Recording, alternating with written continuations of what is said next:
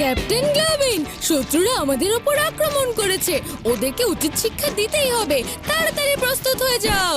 অবশ্যই captain eagle, আমার laser গান অনেকদিন ধরেই তো এই দিনটার অপেক্ষা করছিল।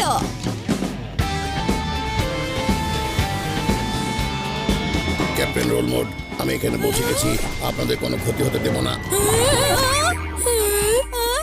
এইটা নিজে থেকে কি করে চলছে, আবার কথাও বলছে। আমার তো মনে হচ্ছে ওর উপরে কোনো আত্মা ভর করেছে। আত্মার নামটা একবার জিজ্ঞাসা করে নাও কাঁপতে কাঁপতে। এ কাঁপছে কে? আমরা তো এখানে খেলছিলাম। এটা তো আমাদের খেলারই একটা অংশ। আচ্ছা, বড় প্ল্যান মনে হচ্ছে। তুমি কিভাবে জানলে শিবার এসিএস এর বিষয়ে? এসিএস সেটা আবার কি? Automatic control system. এটা হলো প্রধান নিয়ন্ত্রণের অংশ। ওটা অন করা হয়েছে। আমার এই গ্লোভসের সাহায্যে আমি যেভাবে ইচ্ছা এটাকে নাড়াচাড়া করতে পারবো।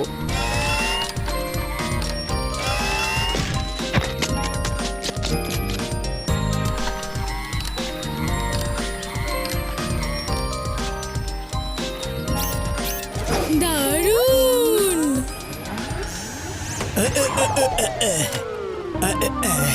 বেড়া, আমি যখন গাড়ি থামাতে বলবো গাড়ি ঠিক তখনই দাঁড়াবে।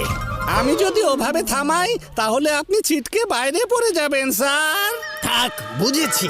আরে লাড্ডু সিং স্যার, এখানে কি করছেন? কিছু হয়েছে নাকি? না, তেমন কিছু না। আমাকে মন্ত্রী মহোদয় এখানে পাঠিয়েছেন।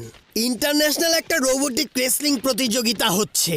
স্যারের খুব ইচ্ছা ভেদা সিটি থেকে তুমি এই প্রতিযোগিতায় অংশগ্রহণ করো।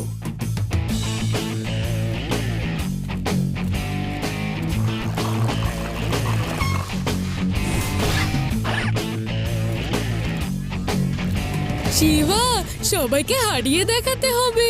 চিন্তা করো না উদয়, আমাদের রোবটের মতো এত আধুনিক আর কোনো রোবট হবে না। সুধী মণ্ডলী, আমি হলাম আজকের অনুষ্ঠানের উপস্থাপক এবং আপনাদের বন্ধু আদিল। আমি একবার আপনাদের ধারণা দিতে চাই আসলে হচ্ছেটা কি। প্রতিযোগিতায় দুটো দিক থাকবে। গ্রুপের মধ্যে একবার করে লড়াই করবে, আর গ্রুপে যারা জিতবে তাদের মধ্যে হবে ফাইনাল। আমার রেসলিং দেখতে অনেক ভালো লাগে। শিবা, তুমি গ্রুপ বিতে আছো। হ্যাঁ রে বা,